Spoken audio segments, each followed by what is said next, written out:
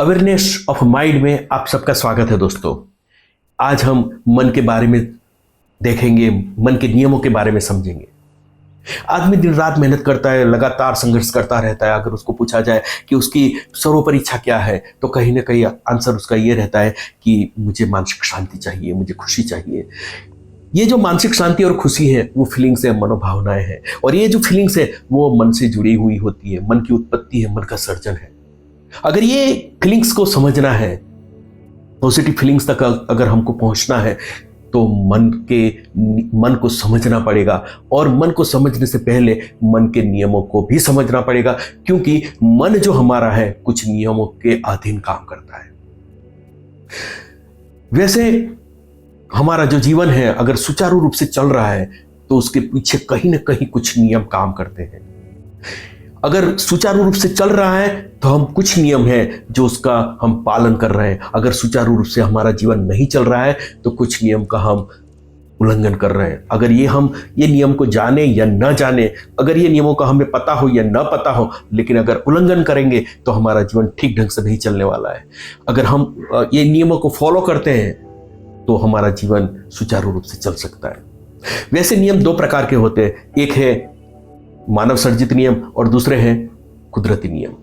मानव सर्जित नियम जैसे कि ट्रैफिक के कुछ रूल्स होते हैं, स्कूल, कॉलेज, समाज, संस्था के कुछ नियम होते हैं जो मानव ने बनाए हुए हैं। कुदरत के नियम जैसे कि गुरुत्वाकर्षण का नियम होता है, इलेक्ट्रिकल, मैकेनिकल रिलेटेड कुछ नियम होते हैं, वो कुदरत ने बनाए हुए हैं। मानव सर्जित नियम और कुदरती नियम में फर्क है। मानव सर्जित नियम को अगर आप तोड़ते हैं, उल्लंघन करते हैं, तो आप शायद न पकड़े जाएं। अगर पकड़े भी गए तो आप जुर्माना भरकर छूट सकते हैं। हालांकि ये जो कुदरती नियम है, अगर आप उसको तोड़ते हैं तो आप हर बार पकड़े जाएंगे, हर बार पकड़े जाएंगे और उसकी भारी कीमत चुकानी पड़ेगी। जुर्माना से काम नहीं चलेगा। एक एग्जांपल लेते हैं, अगर आप बिजली के जीवित नंगे तार को अगर आप छू लेते हैं तो समझ सकते हो आप इसकी कितनी भारी कीमत चुकानी पड़ती है। और एक नियम की, ये जो कुदरती नियम है उसकी एक खास बात यह है, अगर आप कुदरती नियम का उल्लंघन करते हैं तो आप कोई भी संप्रदाय, धर्म के, जाति को हो, आपको उसकी कीमत चुकानी पड़ती है। कुदरती जो नियम है उसके भी दो प्रकार है, एक है कुदरत के भौतिक नियम और दूसरे हैं कुदरत के मन के नियम। कुदरत के भौतिक नियम है जो हम उसे देख सकते हैं और प्रयोगों से सिद्ध भी कर सकते हैं। हालांकि जो कुदरत के मन के नियम हैं वो हम देख नहीं सकते।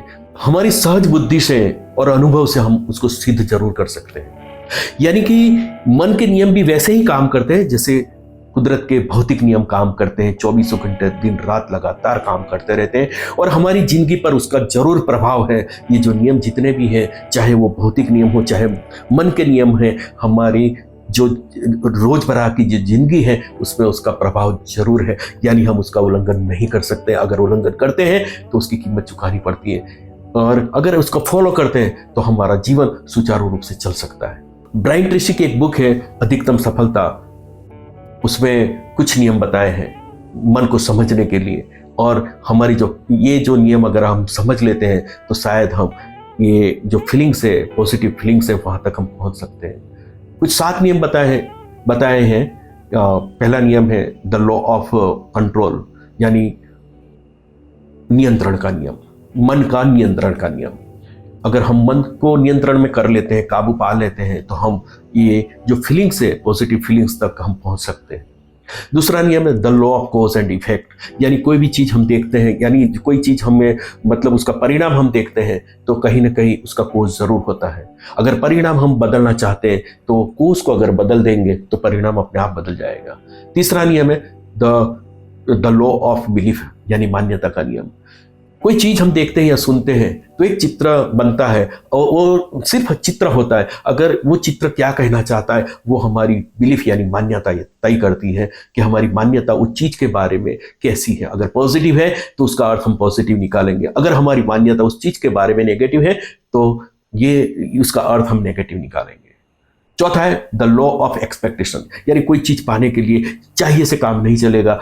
एक्सपेक्ट भी करना पड़ेगा, उम्मीद भी रखनी पड़ेगी, तब जाकर वो चीज़ हमें मिलती है। 5वां नियम है द लॉ ऑफ अट्रैक्शन, यानी आकर्षण का नियम। अगर कोई चीज़ अगर आपकी प्रकृति किस प्रकार की है, अगर आप पॉजिटिव हैं, पॉजिटिव सोच रखते हैं, तो आप वैसे ही लोगों को आप आकर्षित कर सकते हैं जो पॉजिटिव है। अगर आपकी सोच नेगेटिव है तो आप नेगेटिव लोगों को आकर्षित कर सकेंगे।